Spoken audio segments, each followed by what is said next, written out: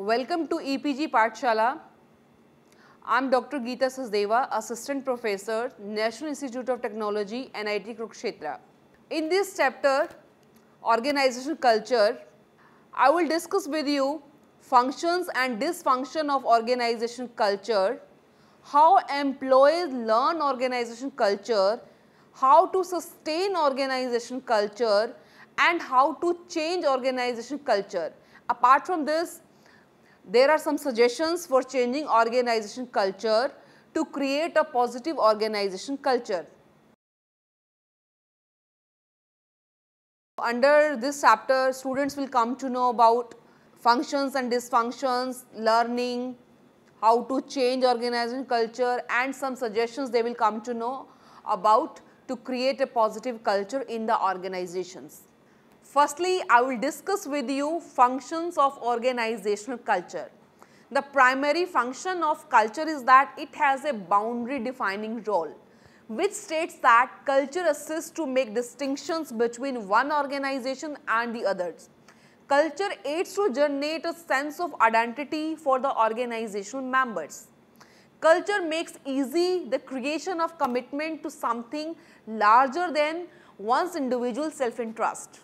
Culture supports the employee of the organization to provide main concern to organizational interest over and above their individual benefits. Next function is culture improves the social system stability. It is also recognized as a societal glue that supports to fasten the organization conjointly by providing appropriate criterions for what employees should say and perform. It offers a list of social do's and don'ts for the employees. Culture lastly provides as a sense-making and control device that directs and formulates the attitude, behaviors of the employees of the organization. Each organization has its own set of positions, understandings and unspoken rules to guide the daily behavior of employees. The beginner will be acknowledged as wholly fledged members of the organization only when they find out to follow these rules. Conformity to the rule is normally the key basis for rewards and promotion. Thus, culture is useful to the organization as it improves the organizational commitment and boosts the steadiness of employees' behavior. Culture is valuable to the employees also as it lessens vagueness. Employees become extremely obvious as to how things are to be done and what is more vital for the organization. After the functions of organizational culture, now dysfunctions of organizational culture. Impact of culture on organization effectiveness is both functional as well as dysfunctional. Culture can conform to be danger to the organization as first dysfunction is barrier to change. Constancy of employee behavior is an advantage to the organization when it has a steady environment. But when the organization is dynamic, it will prove to be liability as the employees will attempt to oppose changes in the environment. Companies such as IBM, Xerox and General Motors have very strong cultures which worked fine for them in past, but these strong cultures only become barriers to change when business environment changes.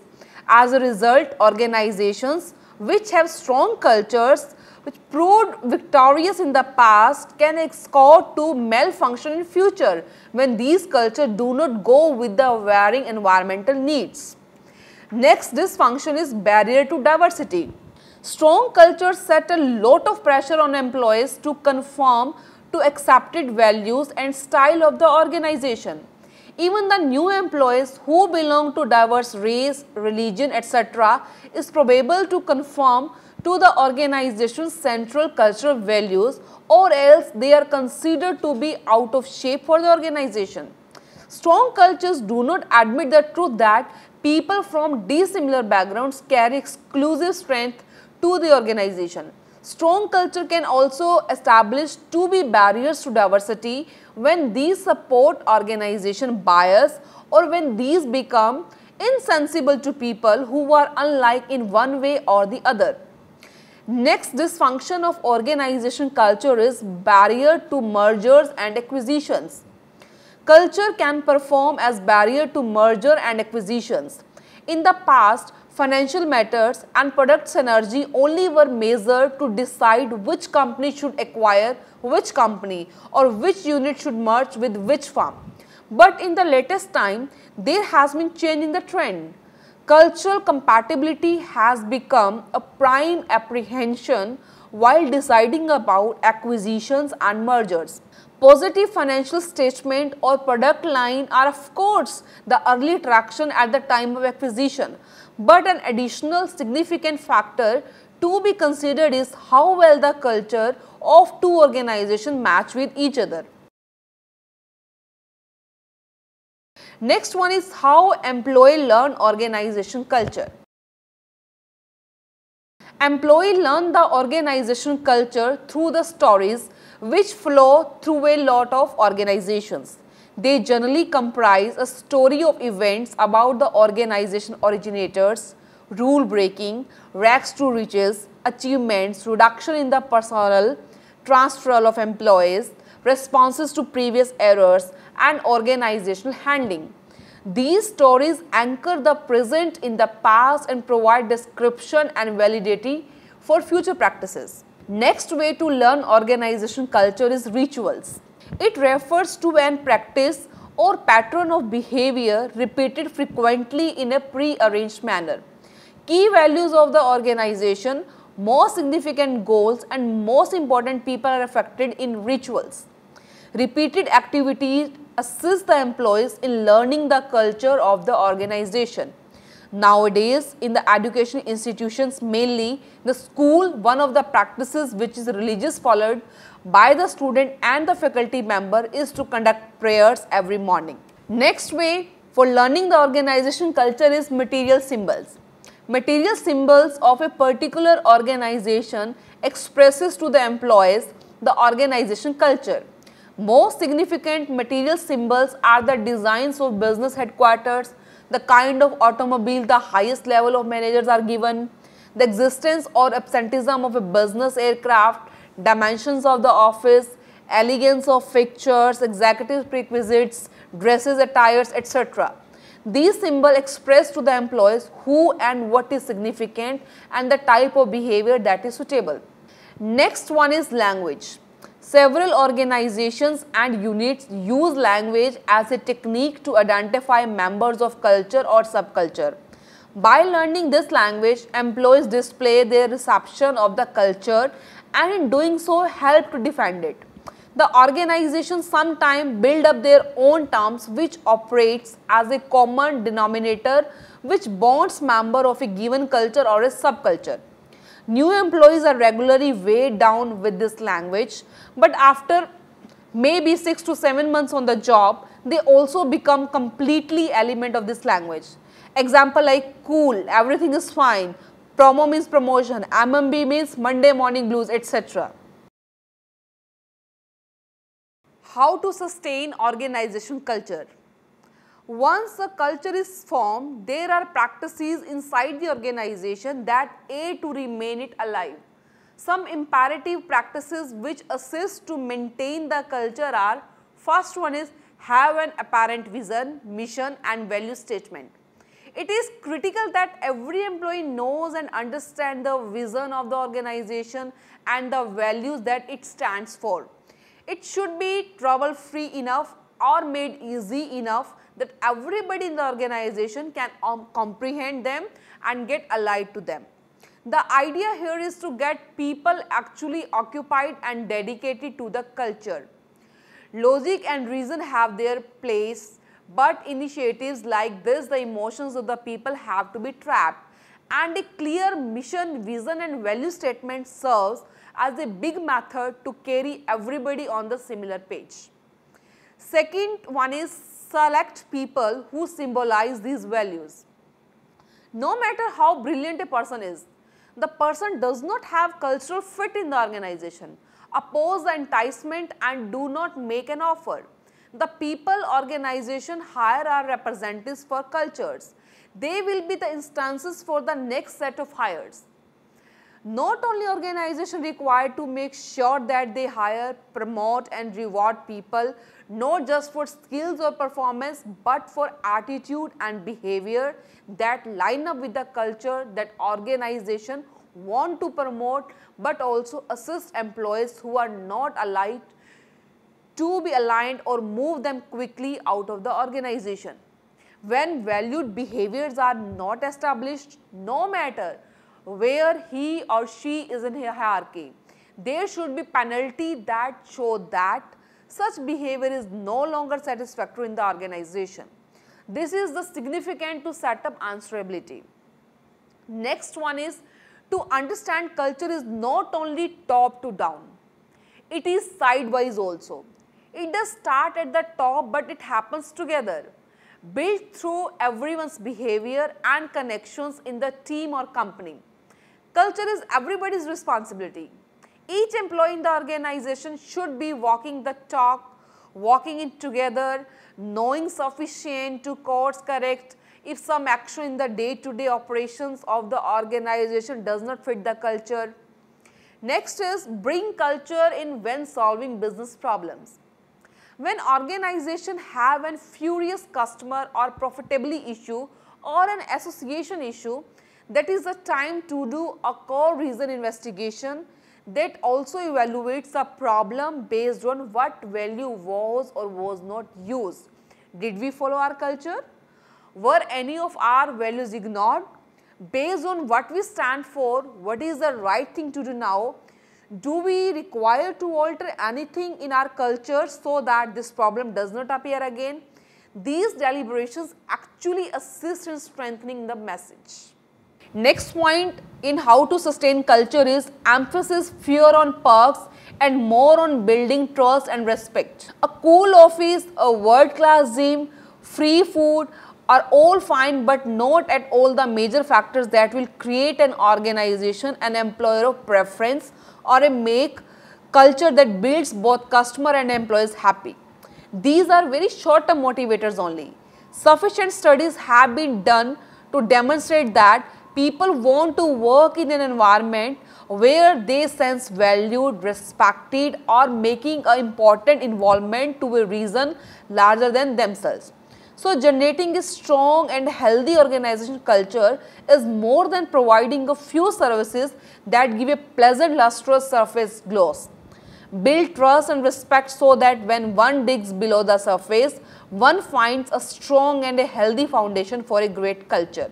Next point is socialization in sustaining culture. Socialization. The organization may have done an extremely fine job in recruitment and selection of the employees, but at times the employees are still not instructed in the organization culture.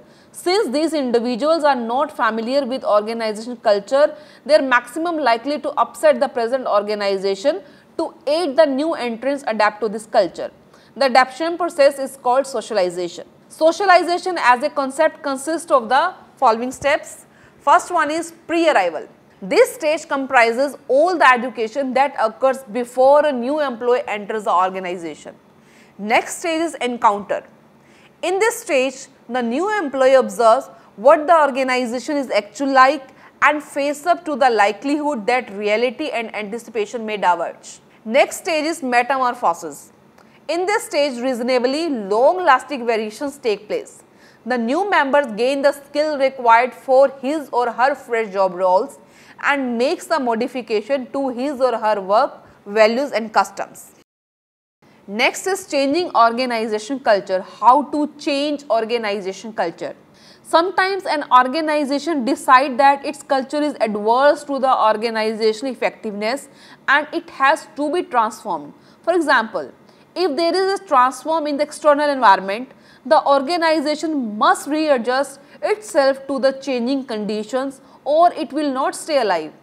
Though it is very hard to modify the old cultures, but it is something which the management cannot do without. When there is a need to change organization culture, when is the organization culture a problem? Organization culture is a problem when the way in which the organizations regularly operate puts obstacles in the way towards achievement. Some examples, for example, The objective of the organization require an external direction of the members, but the organization culture is characterized by internal orientation.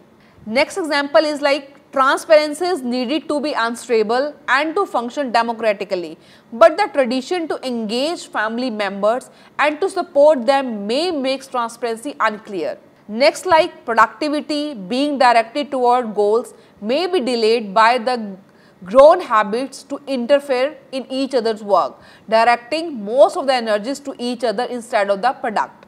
Next one is like the not outspoken rule not to interfere in each other's works may deter the perfect working process of sharing ideas, innovations, solutions and problems. And because of one-sided fixation on the ideology, pleasure of individual needs may be considered as prohibited. A grown stress on output may have led to the situation in which reflection is taken a waste of time. Organizational culture is not the consequence of mere decision, but the result of a long-lasting process in which the attitude, beliefs and behavior of the people are steadily shaped.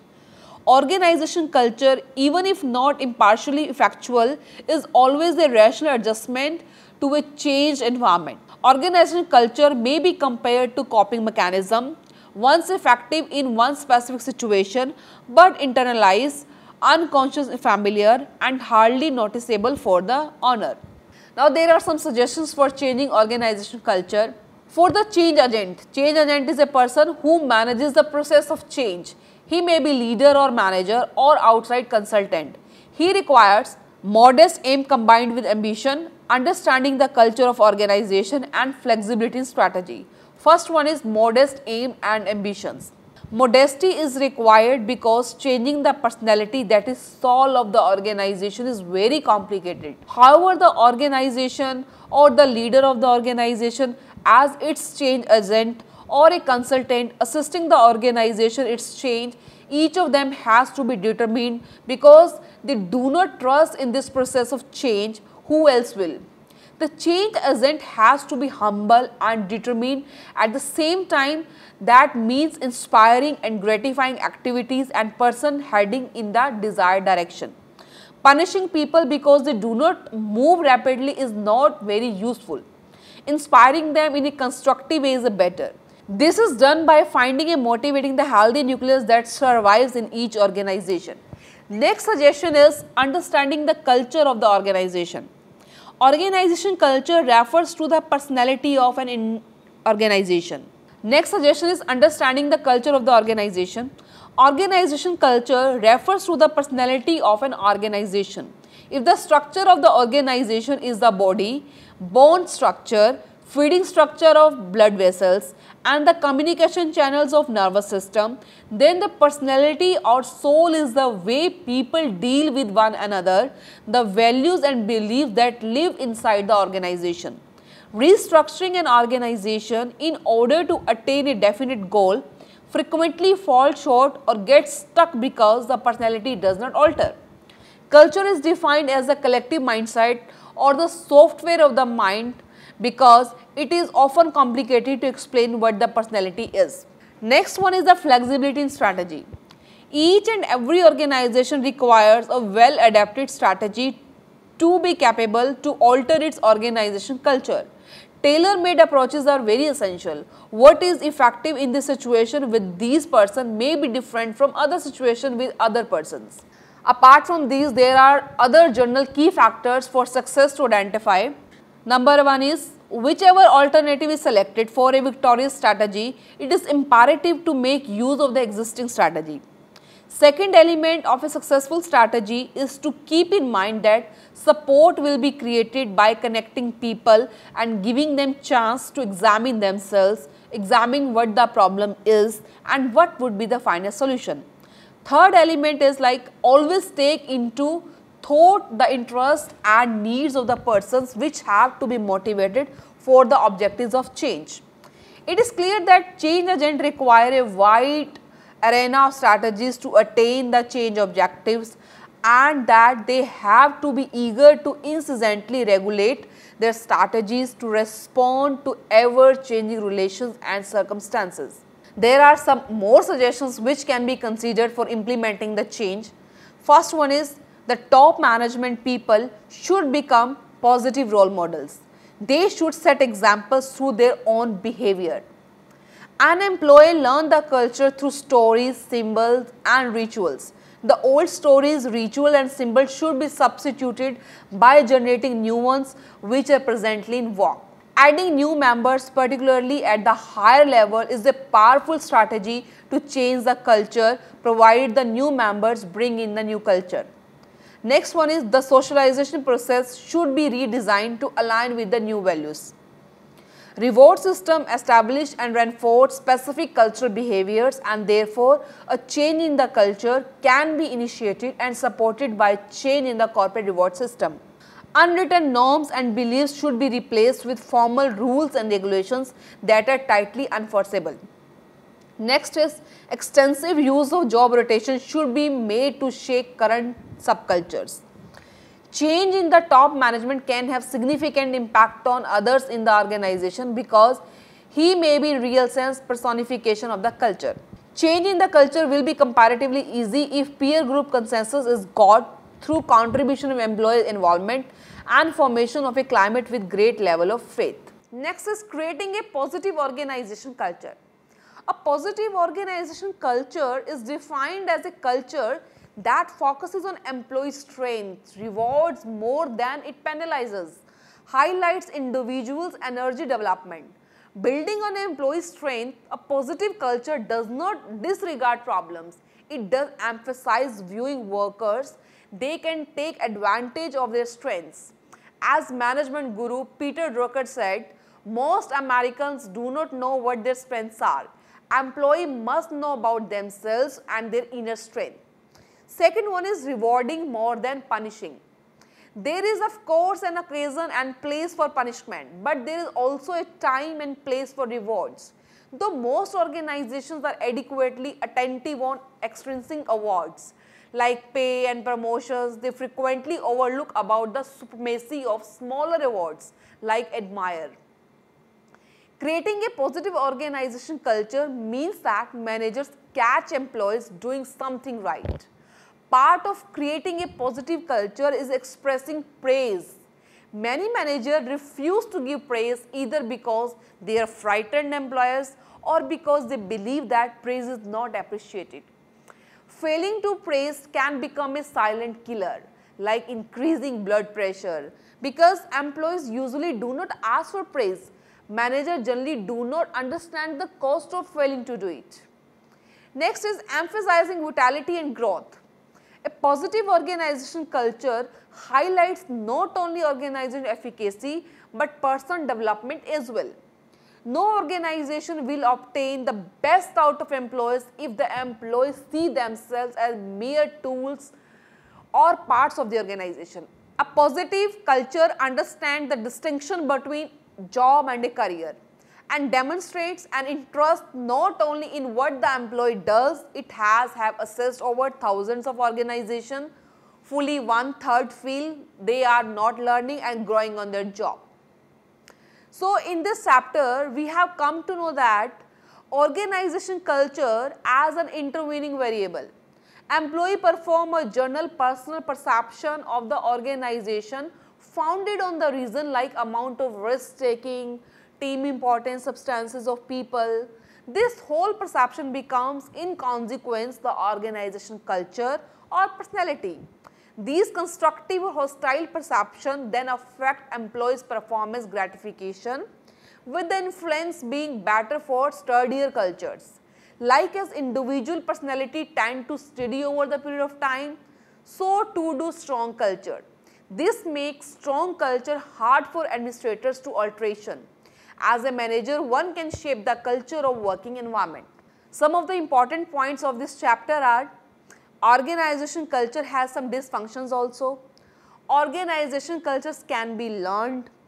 Organization culture can be changed. Positive and sound culture can be created through some strategies. Thank you.